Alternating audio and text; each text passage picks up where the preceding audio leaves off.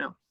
Okay, everybody, thanks for joining us today. We're just rolling through. Hey, you get that rolling through? I got the train behind me. I see everybody's laughing at that, so that was obviously funny. So today we're going to talk about period 5 in U.S. history, and we're going to take a look at another document-based question. Again, as a reminder, the one question on the AP exam this year is going to be a document-based question. So again, it's going to have 5 documents. So today we're going to take a look at an example. So this document-based question we're going to look at today is actually from, I'm trying to remember the year that this test, 2007. So I'm a blast from the past here, right? So here's the question. And again, yesterday when we went over a document-based question, it said, do the sources support or oppose the statement? Well, here we're going to actually get a question that's going to give you 3 categories of which to align the sources. So the question here is, analyze the ways in which technology, government policy, and economic conditions changed American agriculture from 1865 to 1990. Okay, so we have technology, government policy, and economic conditions. And remember, it's all in relation to American agriculture. Okay, first thing I told you guys already is when they give you a weird date, like they gave you 1900, but the start date was 1865. So 1865 is kind of a weird number. Why wouldn't they just pick like 1850? Why do you think they chose 1865? Why would they choose that date specifically? What are we talking about in 1865?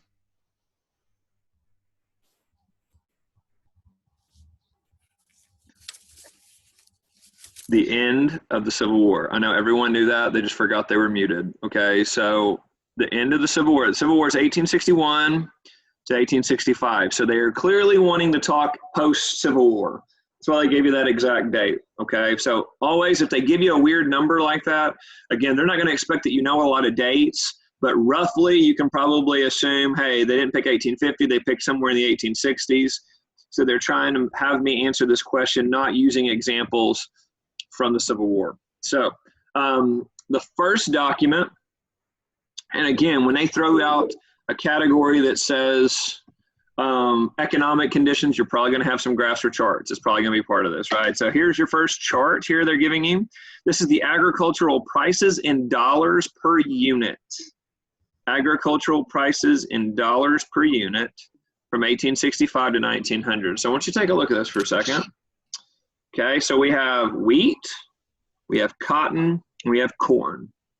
And we have the years 1865 to 1900 there, blocked off there in 5-year increments. So just in looking at this, the first thing that you need to do is kind of walk through it like I did. To make sure that you're reading all the categories appropriately. And then you need to look for any trends or anything that jumps out at you on this, okay? So let's first take a look at wheat. What do we see with the wheat numbers? They're actually producing, for the most part, wheat production went up, right? I mean, I see there was a couple years or a couple periods where it went down, but I mean, it went up from 254 to 599. So it about doubled. And notice the price. The price dropped dramatically, okay, from $2.16 per bushel to 62 cents. So we doubled the amount of wheat we were making, and it went down significantly, the price. Now let's take a look at cotton. So what did cotton do? It went up even more significantly. So the amounts of cotton produced went up 5 times, and the price per pound dropped even more dramatically from 83 cents to 10 cents a bale. So that's interesting. So cotton was production even went up even further, and the price dropped. Which I want to come back to that in a second, because again, I kind of talked to your classes about this. This really proves an argument that some were making about slavery was really a backwards argument from the beginning. And in corn, you see the amount of corn produced, it about doubled. And if you look at the price per bushel, it went down, but not as significantly as we saw cotton and wheat. So I want to first of all take this as an opportunity to talk about this is a great piece of data that shows what I told you guys in the beginning. If you remember, one of the arguments that Southern slave owners made is, oh, well, using slavery makes it a lot cheaper to grow cotton. Well, statistically, that wasn't true. After slavery was abolished, actually, more cotton is produced at a cheaper rate. So that was just, either a misinterpretation of data, or they were just using that to try to justify slavery, right? And I kind of told y'all some of the reason for that. Because if you were a slave, and again, putting myself in their position, if you're abusing me and my family to make me do something, I'm going to do as little bit possible. And by the way, when you're not looking, I'm going to do even less than that. And by the way, if I ever get the opportunity, I'm leaving, or I'm going to hurt you and try to leave, right? I mean, that's just the way most people are going to deal with that situation. So of course, afterwards, when you're actually paying people to do it, and then people, if they want to get paid, they want to do a good job. I mean, obviously you can see here what I'm describing, which is that's going to be much better from an economic, not even talking moral, right? But just from an economic standpoint, that's much more beneficial. So you see that jump in cotton there. So when you look at all of those things, all those indicators, what does this show us about the ways in which economic conditions changed agriculture? So what could we say about document A? What does that show us there about the way that economic conditions, or I mean any of these three, but I think we're probably going to say economic conditions, government policy, or technology. Which does this describe? I honestly think you can make an argument for all three. So it's whichever way you want to categorize it, right? Economic conditions are what is going on from 1860 to 1900 that would explain why we're producing more agriculture.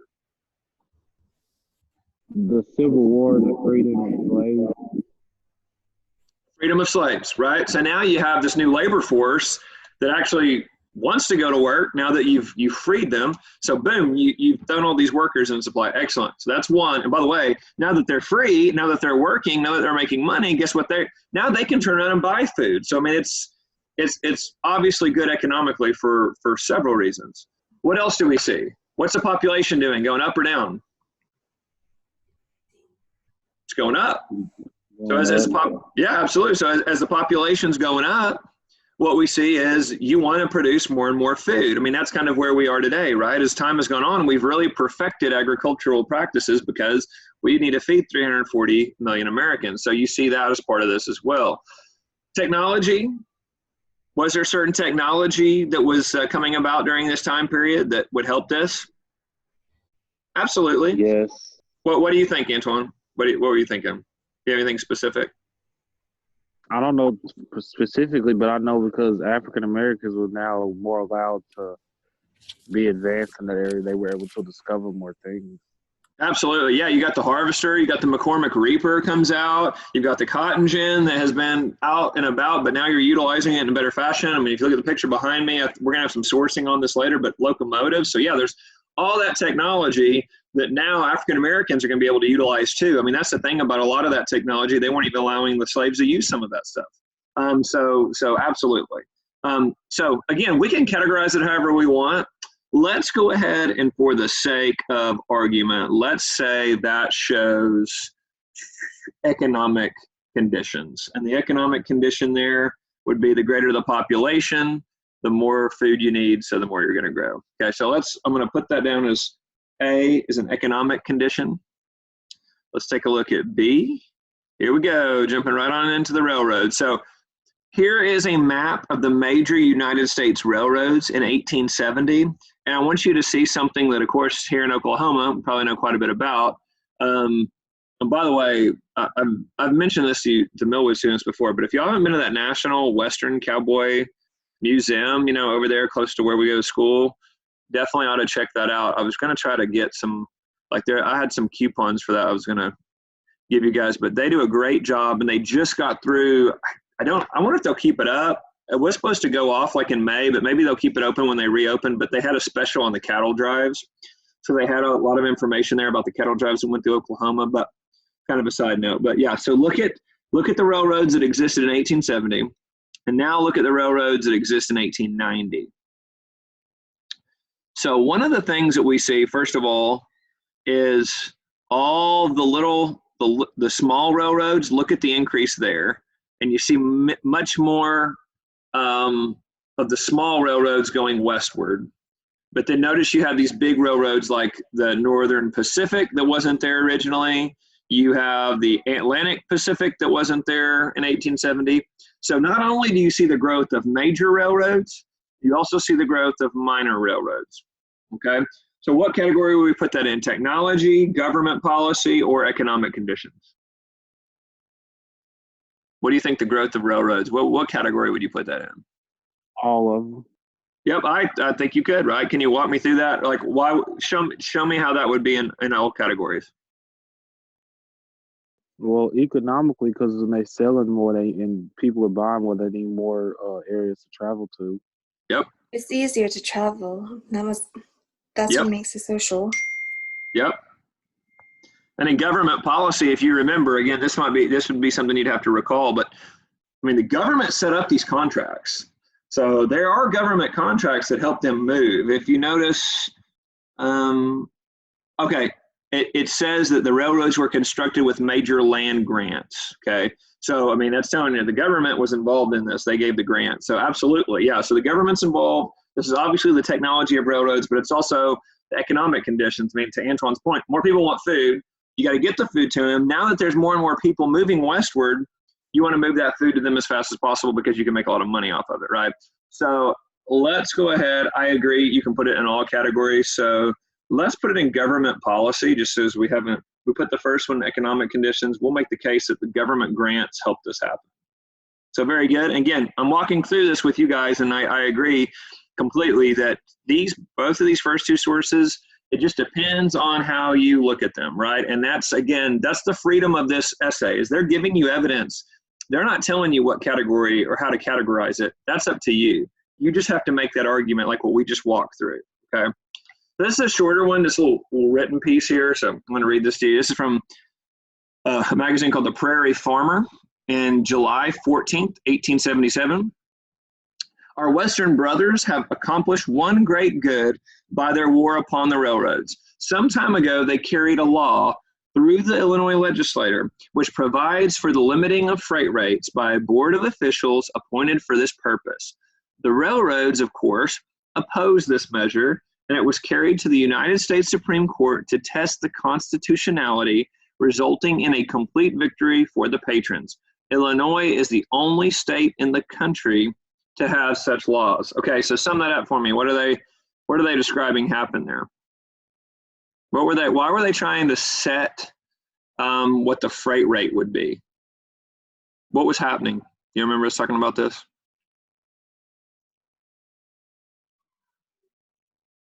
Now, this is a straight attack on small farmers. So what would happen is a railroad company would come in and they would say, okay, we've got 12 railroad cars, okay? So I'm like Farmer Joe, right? I don't have a lot of stuff. I'm like, hey, I just need to send my wheat out to California.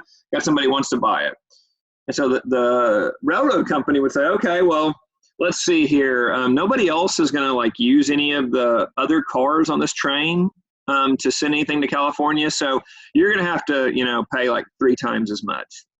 And the little farmer's like, well, I can't, I don't have a lot of money, so, I don't want to pay 3 times what you originally told me. But the guy running the railroad says, well, if I'm going to run my train all the way out to California, then sorry, somebody's going to have to pay, make sure that I'm making a lot of money off of it. And so what would happen is if you owned a big, farming company, you could rent out every car because you had a ton of stuff to send out west. So what happened here is they were pushing for Illinois to set this law that said you cannot charge more than blank amount, right? So that you couldn't do that to small town farmers.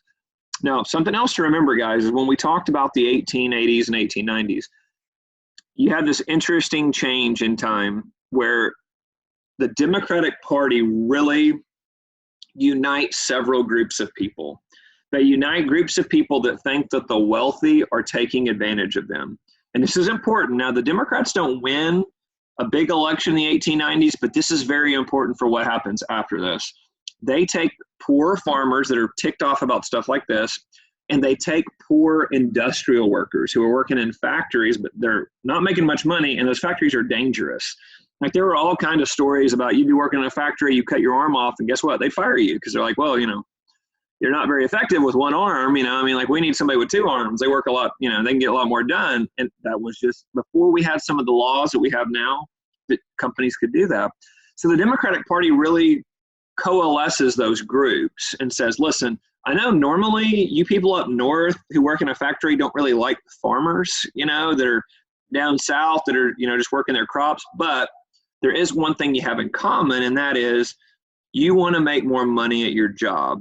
And we think we can put certain laws in place and certain protections in place to make sure that you get more money. So that is an early stage of bringing progressives from across the country together under one party. And guys, this is like, again, something strange that's happening in the 1890s that you all are going to go, well, duh, but it really didn't happen.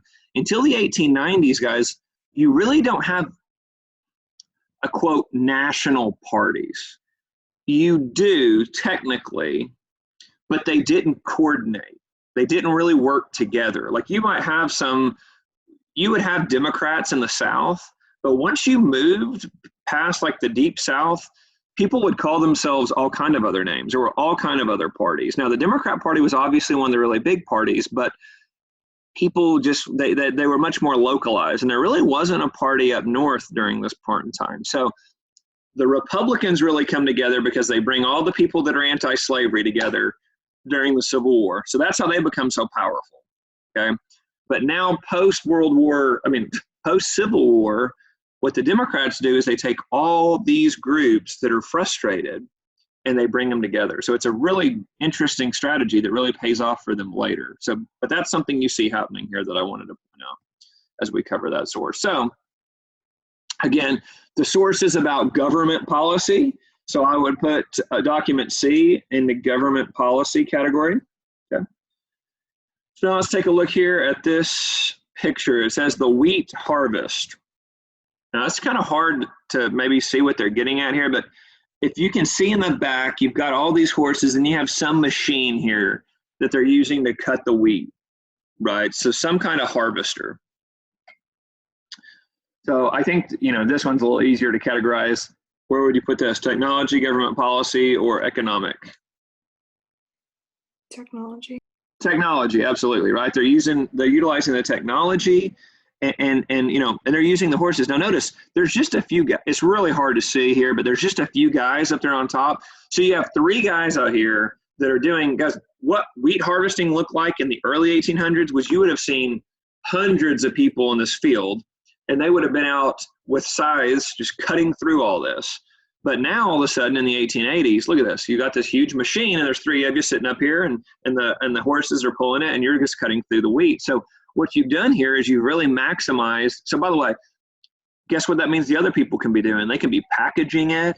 They can be housing it. They can be moving it. I mean, there's just a lot of other things that you can be utilizing your workforce for because of that technological advancement. So absolutely. And again, when you see a farmer today, they farm a lot different than farmers did 200 years ago because of this technology. Great example there, right there. Let's take a look at document E. To everyone applying to rent land upon shares, the following conditions must be read and agreed to. The sale of every cropper's part of the cotton to be made by me when and where I choose to sell, and after deducting all they owe me and all the sums I may be responsible for on their accounts, to pay them on half of their net proceeds. So this is what a contract would look like back then. Notice the beginning. To everyone applying to rent land upon shares. You guys remember the term sharecropping? What was the term sharecropping? What did that mean?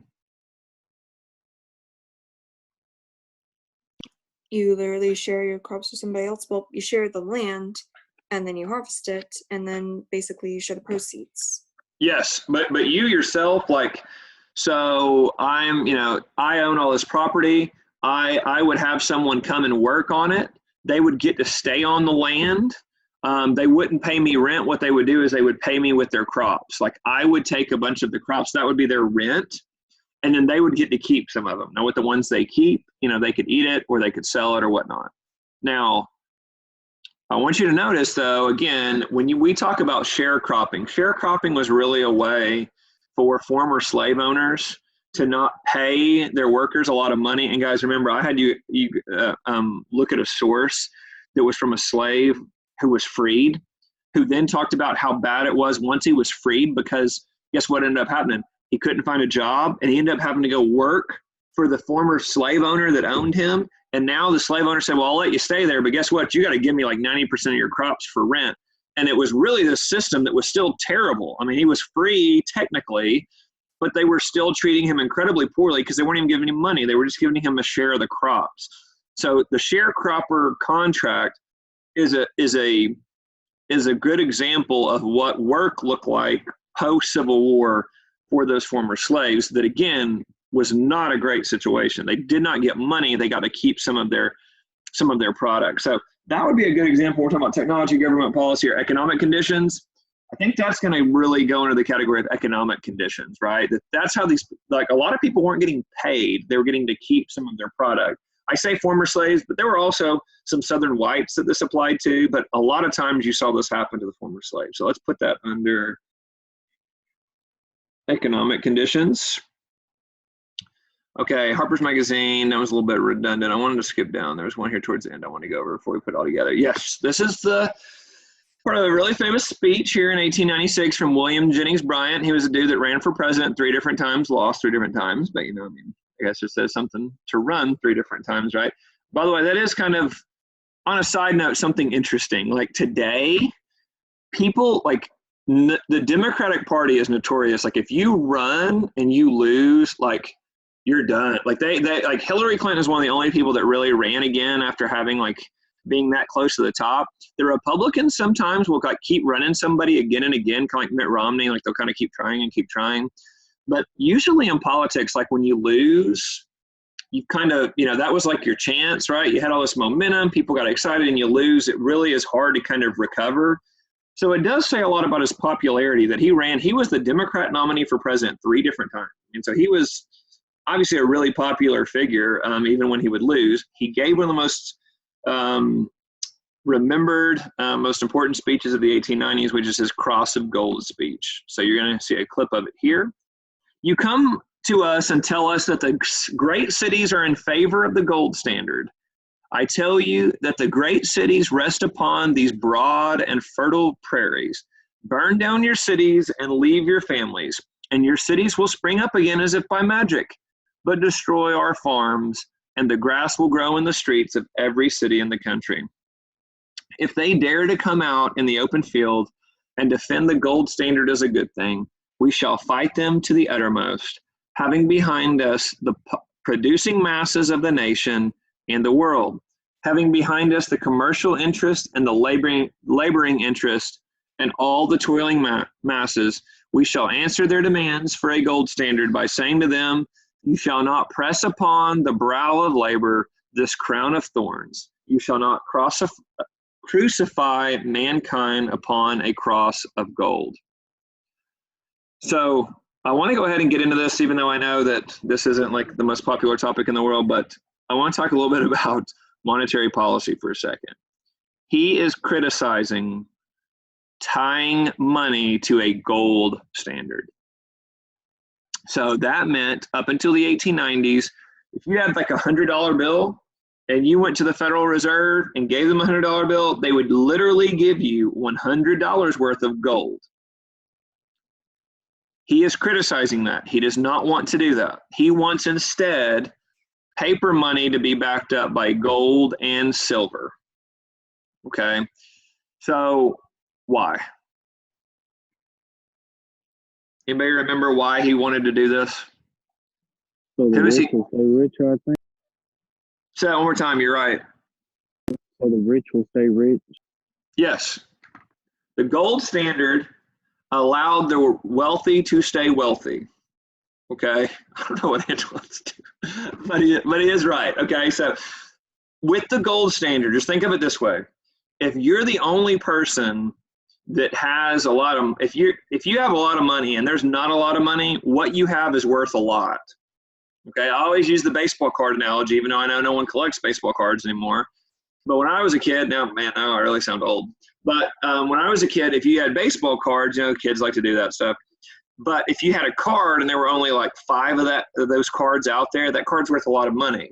Now, if there's like thousands of that card out there, like, no, but it's not worth very much. It's the same way with money. The more money that's in circulation, the less it's worth. Each dollar is worth. The more money, the more money there is in circulation, the less it's worth. So if you just connect it to gold, that means there can only be so much money out there because you don't have a lot of gold. It's a finite resource. But he wanted to include silver in there too, so there would be a lot more money in circulation. So it wouldn't just be the wealthy who had a lot of money; it would be everyone.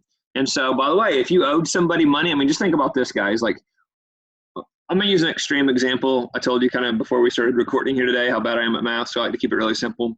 But what if, like, tomorrow we decided to give everybody $1,000? Like, tomorrow, well, we kind of did that with like the stimulus check, whatever. But let's just say we give every American like $1,000, right? I take it. Absolutely, right? I mean, why not? Now, by the way, if you owe somebody money, that's awesome. Right? Like if everybody has a lot more money, I'm like, oh, cool. Oh, I owe you $100. Well, no big deal. I just got $1,000. $100 ain't nothing. And I cut them a check, right? Here's the bad thing though. If everybody has more money, guess what the price of products, or guess what the price of products are going to do? Milk isn't going to be $4 a gallon anymore because guess what? If everybody's right, it's all going to go up, right? So the problem is, now, by the way, if you're a farmer, do you care that the price of wheat went up? You actually like that, right? Because now when people buy your wheat, when people buy your corn, when people buy your cotton, you're making more money. So you're going, I don't care if the price of everything goes up, put more money in circulation. Isn't he going to have to spend more money to buy stuff to grow on the farm? Like, isn't he going to have to spend more money to produce the wheat more than he usually have to? Okay, say that one more time. You're a little muffled there. Say it one more time. Isn't he gonna have to like buy more stuff, like spend more money when he's trying to grow wheat versus as much as he would usually spend since everything has gone up in price? Absolutely. This is a very important point that Antoine's making. So that does mean when he buys stuff, it will be more expensive also. Okay. But what the farmer is going to do is he's going to say, okay, what that means though is if I can grow more crops. Okay, so if I'm going to spend some more money to buy the seed, to buy the farming equipment and whatnot, I need to grow more crops. And my economic, like my plan here is if I'm going to now make, $30 more for every bushel, then I need to grow thousands more bushels. So what he thinks is I can make that up though by growing more and having this larger profit. So, but that's a good point. It does affect everybody, to Antoine's point. So guys, it's like there's a good in between, right? As a country, we want people to make more money, but at the same time, we don't want the price of everything to go crazy. If you've ever heard the phrase "banana republic," I mean that comes out of a country that again started floating their currency. This happened to Germany too, where it got out of control, and then people were literally going shopping with like a wheelbarrow of money because like a banana would cost like $1,000. It was just stupid. Like their money just got out of control. So that's an extreme, like if you let it go too far. But to Antoine's point, there's a balance. You get more money, so you can be better off, but you don't want the price of products to go too high because I don't really care if you gave me $10,000 more tomorrow, but the price of milk was like $200, I don't know if that's a good thing because I drink a lot of milk, right? So there's a balance there that you want to keep. All right. I don't care how much money I had. If milk was $200, I wouldn't buy it. You'd be lactose intolerant then? You'd just be like, you're going to go like soy milk or whatever? Almond milk? What do you eat your cereal with? I don't even buy gas if it's 20 cents over what I feel like. I count the gas. I'll look at the gas stations. Which I know a lot of people my age don't do, but I do. I look at the gas station, look at gas prices. Gas is high. Well, you're not going to have any problems now because gas prices are plummeting. So maybe that'll pay off for you there. Yeah, I don't know. I'd probably have a hard time spending that much money on milk too. I agree with you. I'd probably still be a cheapskate even if I had a lot of money. So let's look at what he said. So what he's saying is he wants that to be more open, but let's look at kind of the imagery he uses here, because guys, I'm going to tell you, this is a really popular speech. Like there's a really good chance you'll hear this referenced either in your government class or any other point in history, which is, so look at that last line. You shall not crucify mankind on a cross of gold. What he's saying is, you guys are so obsessed with connecting money to gold, and you're just keeping the rich wealthy. In doing that, you're going to kill us all.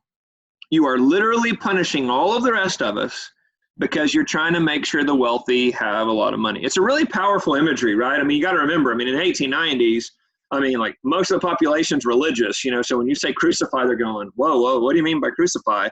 And so it's very much an attack on the wealthy. And guys, remember, we're coming into the progressive era. You have a lot of people that are going to go out and be very aggressively attacking the wealthy. Now, guys, by the way, remember, there's this great debate going on in the 1890s, which is, are the wealthy titans of industry? Are they really, really heroes? Because guess what? You know, Rockefeller and Vanderbilt, they created thousands of jobs that people who were in poverty got to work for them. They got to make money. They got a consistent paycheck, and their lives were improved. Or are they robber barons? Are they people who took advantage of having a lot of money and didn't pay their workers as much as they should?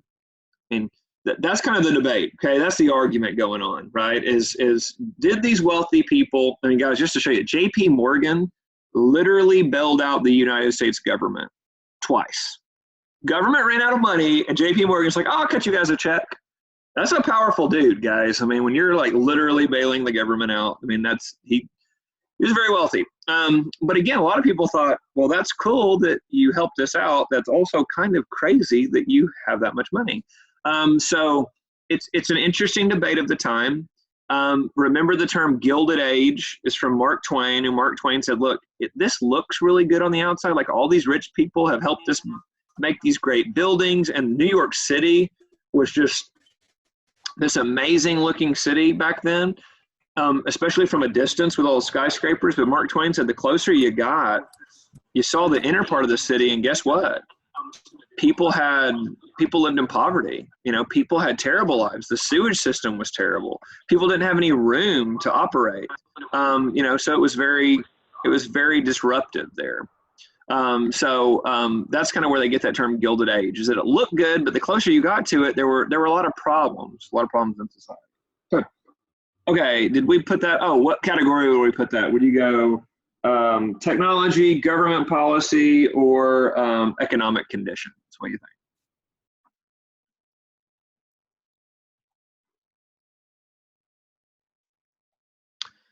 I say economic conditions, okay, because we're talking about monetary policy. We're talking about using gold. So I would go with economic conditions. So now what I'm going to do is we're going to do the first paragraph together here. Guys, remember the thesis formula? I kind of embarrassed myself yesterday because I kind of drew a blank for a second. It's X, however, A, B, therefore, Y. I mean, I just showed you guys, like, man, we've been out of school too long when I'm like forgetting like the easiest formula in the world. So X is our first argument, and they literally gave us the category. So X is going to be technology. I'm just going to put that here. So X is tech. A is government policy. And B is economic conditions. Do remember to please use this on the exam as a formula, because it just makes it so much easier, guys. So here's what we're going to say. We're going to say the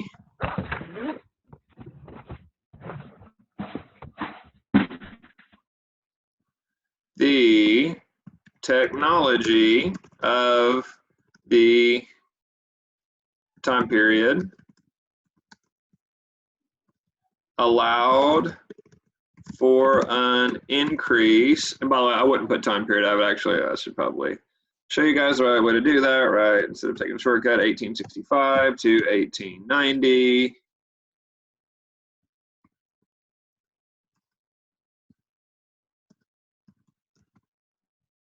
allowed for an increase in agricultural production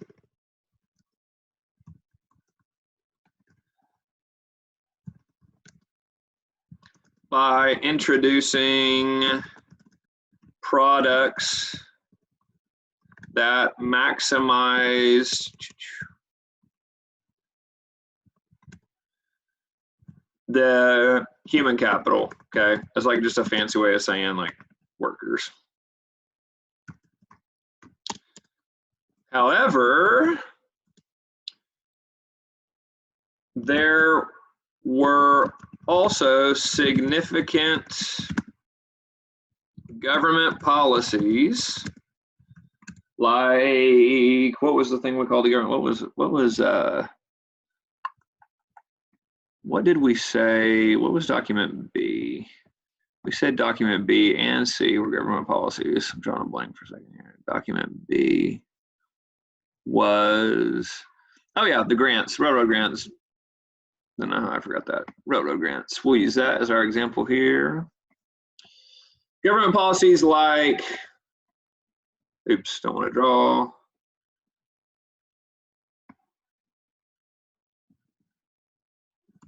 Like grants allowed for the growth of railroads. Okay.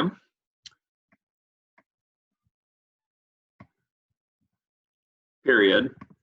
Then our last one is economic conditions. There were also economic conditions like arguments or monetary policy arguments about the gold standard that affected agricultural output. So therefore, so we would say therefore, all of these categories had a major impact on the significant increase in agricultural production. Okay, you obviously see I have issues with spelling, but there you go. That is your opening paragraph. So notice again, we just took, you don't have to be super specific, but again, explain to the reader there what you're arguing so you can see it from a very high level. Always finish off by saying, therefore, what is it they asked you? Like just basically repeat it back to them. You asked me about, did these things affect? Yeah, they did. They had a big effect on growing dramatically the output of the agricultural system. And that's going to be what you argue in the essay itself. We all feel good about that as a way to start. That's all you need to put in paragraph 1. Okay, I would start off there. That is your first paragraph. Okay. Now, next, you need to go through the body paragraph, so you need to be using that evidence as we laid it out. Now, in yesterday's video, I kind of walked you through a paragraph of doing that. We're not going to have time today. When we jump on the call Tuesday, I know the Millwood students can't join us on Tuesday, but Tuesday, guys, I'm going to send you that agenda, and I want you guys to try that yourself. I want you to work on the thesis statement before we get on the call. And Millwood students, I want you to do that before the call Wednesday. And I want to be able to show you and get some examples there and be able to talk you through that and say, hey, this looked good, or hey, you need to change this here and there. But again, you need to be practicing this. So I went through it a few times. I really want you guys to feel comfortable doing that. I mean, if I was there with you physically in class, that's what I would have you do, okay? If we were still kind of going in our old model, I would have you guys turn those in. But what I would like to do is just, again, try them on your own. When we come on the call next time, I want you to have yours out. I want you to share them with us. I want us to walk down through what that looks like. Because again, once we've got our thesis statement, we're then going to do the body paragraphs using the documents, and then we're going to end it with some contextualization. So we're going to end it by talking about, what happened next, okay? And then again, that's going to be our essay. That's going to be our document-based question. So that's the entirety of how we'll do that. And kind of in closing, I want to talk just briefly here about that time period. I want you to notice how you're starting to begin to see that class warfare really start to pick up. You see that a lot in the political time period.